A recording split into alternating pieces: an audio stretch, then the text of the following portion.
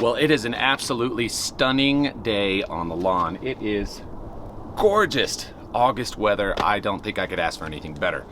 So here's what I'm doing today. Today is going to be an application of the first part of our seeding and overseeding pack, and that is going into two different places out here today. Number one is going to be on the golf green, where there is T1 bent grass that has been seeded into this beautiful playing surface, is what I can hope for.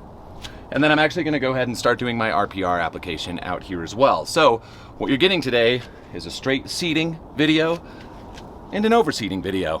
And I'm just going to take you through step one and show you just how easy it is. Let's do it.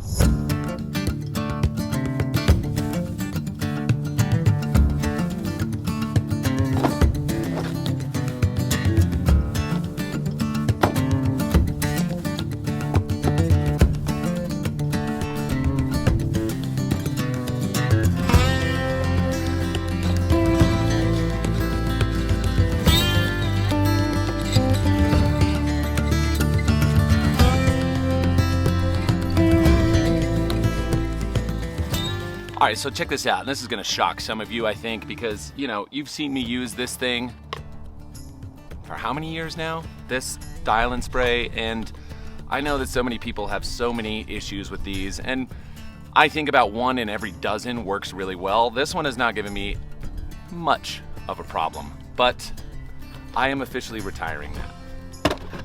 I have been messing around with the Chapin one I picked up with Walmart, and it's maybe $1 or $2 more expensive, but I can already tell you it's so much better, so much more consistent, and I guess I'm never going back. So, you know, this one can just go ahead and ride off.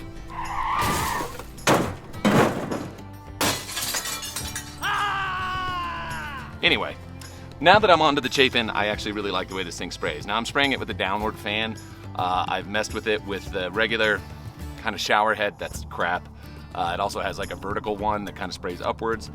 But the wet dry feature is cool, and this is a little bit of a slower feed out rate than the ortho is, so I'll probably have to do a video calibrating this because it does take more time to get the material out than the ortho did, which may be why that thing had so many problems. But this is my preferred application method of the day, and here's how this is gonna go. I'm gonna keep it really simple, and I don't know that seeding and overseeding could be any easier. Okay, so first let's talk about what's gonna go down, just so you have an idea of what I'm doing out here. Now, the backyard's 2,400 square feet. The green is just a little bit over 1,000. So I'm gonna be running this as a pretty basic app straight off the sheets that you can find online. Go to Greene County FERT. There's instructions on which way you're supposed to do these in order to get the best results. I am gonna follow those exactly to the letter. Now, in preparation for this, as you've seen in prior videos, and you can click up on the links to see some of the stuff I've done, I have dethatched this lawn multiple times.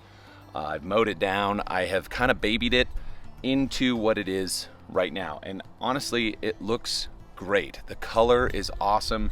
The places I really stressed out have come back really nice and full. And only in a few places can you still see some of the seams, but for the most part, it has done a complete 180, and it is fantastic. Here's the material that's gonna go down today and the rates that are going in. For the golf green, 15 ounces of Greenepop, 3 ounces of RGS. RGS right here. Here's what's awesome about RGS if you are unfamiliar or if you have not gone down the rabbit hole of seeing exactly what this is all about. Years and years and years ago, Virginia Tech did some awesome studies on humic and kelp and fulvic and all the interactions and how they work together in this beautiful fashion to create stronger plants, bigger roots, and just better germination rates on everything. So you can take a look at that. And what they were running was a 5:2 ratio of humic to kelp. Now this is not a 5:2. This is actually kind of more like a 2:1.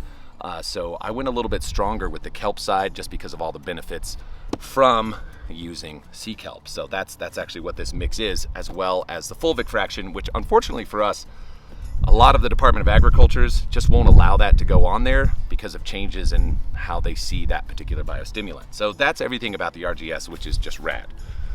Now, the Greenepop is kind of more of a traditional starter. And again, we have kelp in there and we have humic in there to also get more of those benefits and just to give a nice soluble form of P and a little energy to the plant to let everything just kind of come up and come up quickly. So this is just sort of now a standard for overseeding and seeding. This goes out at 15 ounces per 1,000 square feet. So we've got 15 and 3 is how I'm gonna run those today. So on the backyard here, that's all the backyard, everything's the backyard. On the main lawn, I'm going to be able to fill up this Chapin sprayer and do one pass. So I'll have 30 ounces and then I'm just gonna max out the rest of it with the RGS and spray it down right after I put my seed down. So what am I gonna put down for seed? I'm actually gonna thread through the RPR from Barenbrug. That's what's gonna go out here, and I'm only gonna put out about 4 pounds of it total across the whole thing, which is actually a pretty high amount, as I want to nurture in more of a split between the ryegrass and the bluegrass, and ultimately maybe the rye is going to take over. We'll just have to wait and see how that goes. On the golf green, that is T1 bentgrass on the green that has already been seeded. It is getting watered every 90 minutes for about 5 minutes to keep the green nice and moist and the seed bed the way it's supposed to be. So that's what's happening down there. I guess all there really is now is to get started on the application.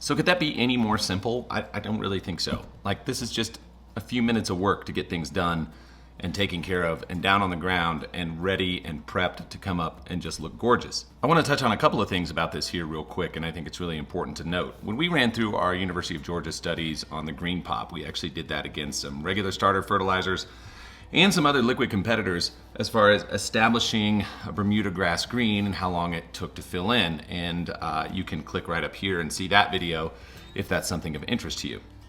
The reason I bring that up is what we're really trying to do is get as much coverage as possible and use a proven technique to do it. So while that was a little bit different because it was sprigged and we were basically growing something in, you get to see how quickly things moved when it was given what it needed in order to do the job in which it was divinely designed for. Here's something else. There is a lot of content coming on building this golf green. I know a lot of you have been waiting for that for some time, and this has been a lot of work. It's actually been really fun to do and to go through the ups and downs and figuring it all out. So I need you to make sure you're subscribed and you're staying tuned, because there is going to be a lot just on that topic. And bringing a bentgrass green from a rock bed up to something that is just a beautiful playing surface is a challenge. And I think that you guys are really going to enjoy seeing how that went. The last thing I'd like to say is this. A lot of people really wanted me to seed my backyard, and I don't know that I've had a lot of opportunity to talk about the choices on why I did what I did at the time that I did what I did. Now, one of the reasons that I ended up turfing the whole thing was just because it was hot, dry, and I was watching my soil blow away every single day, and it was terrible, and it was making me absolutely insane. So I was supposed to go out of town, and during that time I thought, well, you know, maybe I can seed it and leave, but it was just too bad. The weather was not agreeing with me at all, so it just seemed too high risk. So I ended up getting that crappy turf and putting it in, and now over a 4-week time period, it looks great. But had I seeded, things would have turned out probably a little different. Everything on that hill would have been washed away in the monsoons that came within a few days after I actually put that turf down. Had I seeded, I'd have lost it all. No question about it. It would have all washed down here to the bottom, and this area where I have the golf green would have had ryegrass growing through it everywhere. And that probably would not have been a great thing for me. I might have actually been more upset. Nope, definitely. I would have been way more upset. So it worked out, and it gave me an opportunity to create some content and show you patience is really a virtue here, and take the thing through the steps, put it through some stresses, and turn it into something absolutely gorgeous. Well, now you also get your wish. There's seed down on the green. It is going to come up. It is going to be maintained. It is going to be whatever it turns out being. Your guess is as good as mine. So that's all I have for today. I hope you guys have an awesome one, and I'll talk to you real soon. See ya.